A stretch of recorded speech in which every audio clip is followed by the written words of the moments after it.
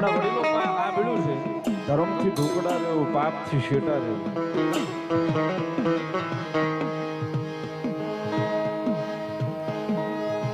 ઘણી વાર આપણે ઘરેથી કાંઈ પણ આડોડાઈ કરતા હોય નીકળતા તો આપણા વડવા આપણને આપણા વડીલ ઘરમાં બેઠા હોય ને એમ કે બેટા આબરૂ છે ને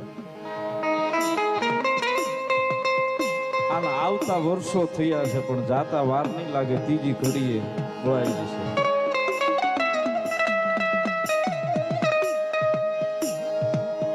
સાહેબ અહીંયા દાખલા બેઠા હાથ મુકાવીને કહીએ કે નીલો બેઠો છે, ભૌતિક બેઠો છે.